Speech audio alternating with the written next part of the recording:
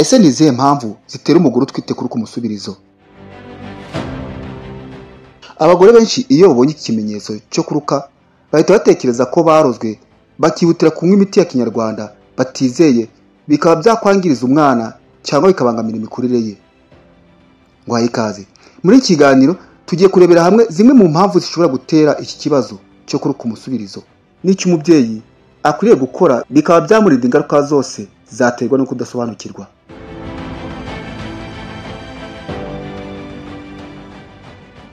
Iseseme nyinshi no kuruka bya hato na hato bikunze kugaragara ku bagore batwite mu mezi ya mbere. Inda yamara gukura bigahagarara. Bamwe bagira ibimenyetso bitandukanye birimo isereri, umuvuduko w'amaraso udasanzwe n'ibindi.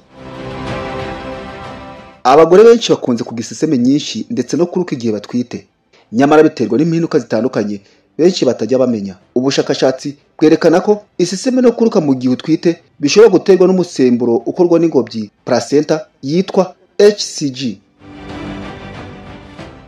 Kuruka cyane bishobora gutera umubyeyi ibindi bibazo birimo kugira amazi make mu mubiri, gusonza cyane bigatera intege nke no kubura zimwe muri vitamini zifasha umubyeyi gukomera no gutunga umwana we. Uyu musemburo ufite akamaro kanini cyane kuko ufasha urusoro gukura rukavamo umwana muzima, ugatuma umubiri uhagarika imihango ya buri kwezi, ndetse uyu musemburo ushobora kwiyongera gukorwa kugera ku byumweru 10 umuntu asamye. Ubwinshi bw'imisemburo ishinzwe kurema umwana butuma umubiri ugira impinduka, bikaba byatera umugore kuruka cyangwa kugira iseseme idasanzwe no gucika intege nk'uko Healthline ibitangaza. Ikibazo cyo kuruka gituma umubyeyi yumva ahuzwa kurya. Rimwe na rimwe biterwa n'ibyo ahumuriwe bikamunukira, akaba yabura ubushake bwo kurya no kwiyitaho bihagije kandi bikenewe kubw'inyungu z'umwana.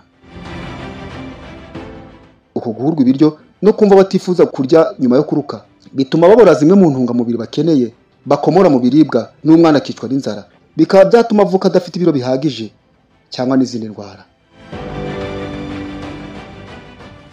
Iki kimenyetso kigaragaza ko umubiri uri gutegura uburyo umwana azabaho mu gihe cy'amezi 9.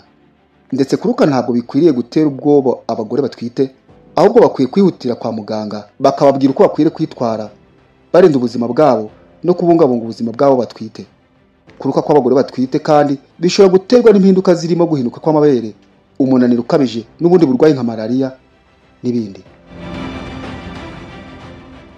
Umubyeyi utwite igihe adasobanukiwe n'impinduka iyo ari yo yose akwiye kugana muganga akamugira inama yafasha ubuzima bwe n'ubw'umwana atwite.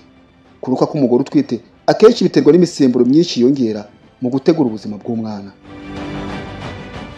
Mubyeyi ntibikwiye rero gufata umwanzuro wo kunywa imiti iyo ari yo yose udategetswe na muganga wizewe.